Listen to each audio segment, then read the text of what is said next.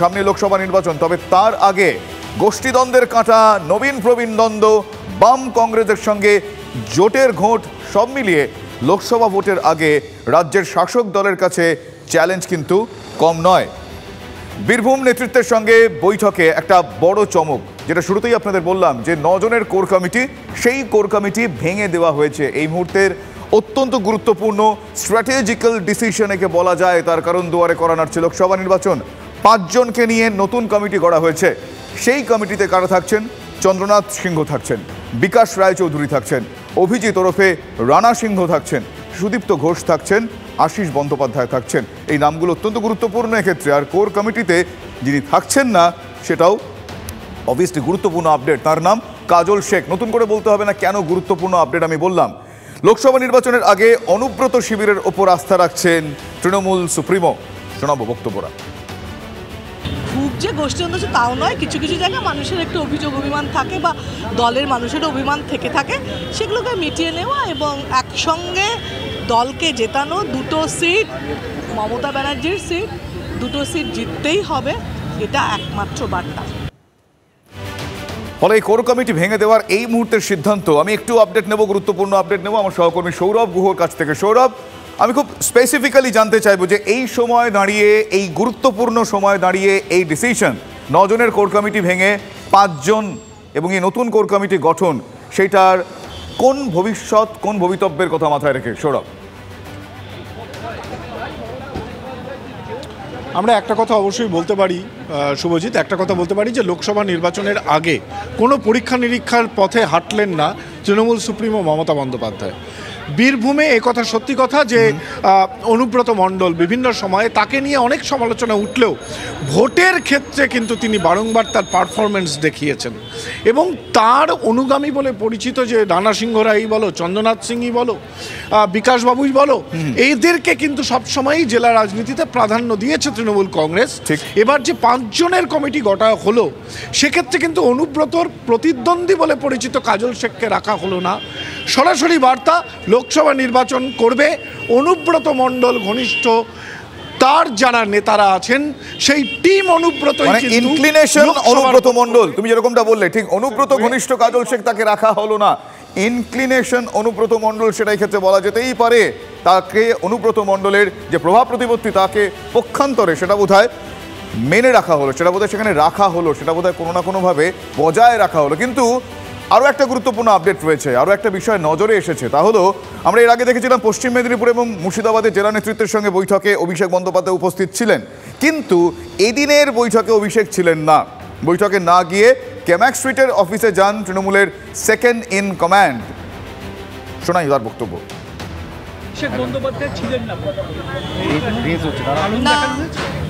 না, বলছিল দিদি যে এত সই টই ওকে সব জায়গায় করতে হচ্ছে, এত সময় ওখানে দিতে হচ্ছে, তাই জন্য সবসময় সব জায়গায় যাওয়া সম্ভব হচ্ছে না। দিদি শতাব্দী রায়ের বক্তব্য শোনালাম। আমি আরও একবার সৌরভের কাছে যাই। সৌরভ, আগের বৈঠকে তাকে দেখতে পাওয়া গিয়েছে, তৃণমূল কংগ্রেসের second in command Abhishek Bandyopadhyay আজকের বৈঠকে ছিলেন না। প্রশ্ন উঠছে, কারণ জানা যাচ্ছে কিছু, আন্দাজ কিছু? দেখো, অভিষেক বন্দ্যোপাধ্যায় এর আগে পশ্চিম মেদিনীপুরের বৈঠকে আসবেন কি আসবেন না তা নিয়ে জল্পনা চলেছিল, কিন্তু তিনি এসেছিলেন, একটু নিষ্প্রভ ছিলেন। পরবর্তীকালে মুর্শিদাবাদ জেলা নিয়ে বৈঠকে তাকে সক্রিয় ভূমিকায় আমরা দেখতে পেয়েছিলাম। তারপর গতকালের সংহতি পদযাত্রাতেও তিনি ছিলেন, মঞ্চেও তিনি ভাষণ রেখেছেন। আজকে বীরভূম জেলা নিয়ে ডাকা বৈঠক দলের সেকেন্ড ইন কমান্ড। দেখো, অভিষেক বন্দ্যোপাধ্যায় থাকবেন না কেন, মানে না থাকার কি কারণ আছে? তিনি তো দলের সেকেন্ড ইন কমান্ড, তিনি দলের সর্বভারতীয় সাধারণ সম্পাদক, দলের যে কোনো বৈঠকেই তিনি থাকবেন, এটাই স্বাভাবিক। কিন্তু বীরভূমের বৈঠকেই স্বাভাবিক ঘটনাটা ঘটল না। ব্যতিক্রমীভাবে যেখানে দাঁড়িয়ে তোমার সঙ্গে কথা বলছি, সেখান থেকেই সোজা রাস্তা চলে যায় ক্যামাক স্ট্রিটের দিকে, সোজা রাস্তার নিল অভিষেক বন্দ্যোপাধ্যায়ের কনভয় ঠিক বিকেল 4টের সময়। কেন তিনি উপস্থিত থাকেননি, এই প্রসঙ্গ বৈঠকে উঠে এসেছে। মমতা বন্দ্যোপাধ্যায় বলেছেন বেশ কিছু সই সাবুত এবং অফিসিয়াল কাজ রয়েছে অভিষেক বন্দ্যোপাধ্যায়, তাই তিনি আসতে পারেননি। কিন্তু অভিষেক বন্দ্যোপাধ্যায়ের এই প্রবীণ নবীন দ্বন্দ্বের পরিপ্রেক্ষিতে অভিষেক বন্দ্যোপাধ্যায়ের নানা সেই অবস্থানগুলোর কারণে আমি তোমাকে সে প্রশ্নটা করলাম যে এর আগে তিনি নানা অবস্থান নিয়েছেন, তার বক্তব্য কিন্তু নানা শৈশাবুদের কারণ, নানা অফিসিয়াল কাজকর্মের জন্য তিনি আসেননি, সেটা তৃণমূল সুপ্রিমো জানাচ্ছেন। কিন্তু আজ তার অনুপস্থিতি চোখে পড়ার মতো, তার কারণ সেই বিষয় নিয়ে বেশ কিছু প্রশ্ন উঠেছে। কিন্তু আরও একটা বিষয় আমাদের কারোর নজর এড়াচ্ছে না, সেটা হচ্ছে অনুব্রত মণ্ডল। তিহারে থেকেও বীরভূমের বৈঠকে উঠে আসে অনুব্রত মণ্ডলের নাম। বিনা কারণে আটকে রাখা হয়েছে অনুব্রতকে। তার বেরিয়ে আসার ব্যাপারে আশাবাদী মমতা। অনুব্রতকে ভুলে যাওয়া চলবে না, বৈঠকে তাৎপর্যপূর্ণ মন্তব্য তৃণমূল নেত্রীর। অত্যন্ত গুরুত্বপূর্ণ আপডেট। শতাব্দী রায় এ বিষয়ে কি বলেছেন শোনাবো আপনাদের। অনুব্রত মণ্ডল বেরিয়ে আসবে, এরকম তো নয় আজীবন তাকে রাখা হবে, এরকম তো সেটা বললেন মমতা বন্দ্যোপাধ্যায় বললেন, নিশ্চয়ই বলেছে। তাকে, সে তো সাংগঠনিক জায়গা থেকে আমাদের দলের জন্য অনেক দিন অনেক কাজ করেছে এবং এখনও যে জায়গায় সেটা দলের জন্য রয়েছে। সুতরাং তাকে সম্মান দেওয়া, তাকে ভুলে না যাওয়ার ব্যাপার, যে তাকে তার সব সংগঠনকে উল্টে ফেলা, এরকম হবে না।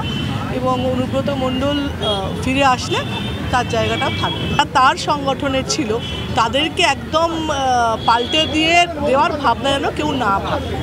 এটা কি নেত্রী বলেছেন আপনাদের? হ্যাঁ, শতাব্দী রায়ের এই যে শেষ হ্যাঁটা, যে হ্যাঁটা তিনি এইমাত্র বললেন সাংবাদিকদের প্রশ্নের উত্তরে, সেই হ্যাঁ থেকেই আমি সৌরভের কাছে যাব যে এই অনুব্রত, মানে এই হাওয়া অনুব্রত অনুকূলে এখনো এই সময় দাঁড়িয়েও, এটা কি অনুব্রতর প্রভাব, এটা কি অনুব্রতর ক্যারিজমা, নাকি এটা অন্য কোনো রকম স্ট্র্যাটেজি, কি মনে হয়? না, অবশ্যই এটা অনুব্রতর প্রভাব এবং অনুব্রতর ক্যারিশমা, এবং অনুব্রতর ওপর মমতা বন্দ্যোপাধ্যায় বারংবার আস্থা রেখেছে। দেখো, অনুব্রত মণ্ডল যতদিন তিনি কিছুদিন তিনি রয়েছেন কারাগারে, কিন্তু যখন তিনি পাবলিক লাইফে ছিলেন এবং প্রতিদিন তাকে ঘিরে কিন্তু নানা সমালোচনা উঠে এসেছে, কিন্তু মমতা বন্দ্যোপাধ্যায় কোনোদিন অনুব্রত মণ্ডলের থেকে হাতটা সরিয়ে নেননি। সামনে নির্বাচন, টিম অনুব্রতর ওপরই ভরসা মমতা বন্দ্যোপাধ্যায়ের। অনুব্রতর অবদানকে যেন কেউ ভুলে না যায়, এ প্রসঙ্গে আজকে বৈঠকে বললেন মমতা বন্দ্যোপাধ্যায়, খুব ইম্পর্টেন্ট। সামনে 24-এর নির্বাচনে অনুব্রত টিমের ওপরই কিন্তু আস্থা রাখছেন তৃণমূল। আমি একটা কথা বলে শেষ করব, এর প্রসঙ্গে আরেকটা ব্যাপার, স্ট্র্যাটেজিক জায়গা থেকে আরেকটা বিষয় এই যে ইডি সিবিআই কাউকে ছুলেই তৃণমূল তাকে অচ্ছুত করে না। ইডি সিবিআই যাকে ছুটছে সেটা রাজনৈতিক উদ্দেশ্য প্রণোদিত তৃণমূল বলছে, কি তৃণমূলের চোখে তা অচ্ছুত নয়। অনুব্রতর ক্ষেত্রে কিন্তু সেই বার্তাটা, সেই রাজনৈতিক বার্তাটা স্পষ্ট করলেন, সেই বার্তাটাই আরো একবার তৃণমূল সুপ্রিমো স্বয়ং দিয়ে দিলেন এক্ষেত্রে, যে ইডি সিবিআই ছুলে সেটা রাজনৈতিক উদ্দেশ্য প্রণোদিতভাবে তাদেরকে ছোঁয়া হয়েছে, কিন্তু দল তাদেরকে অচ্ছুত করছে না।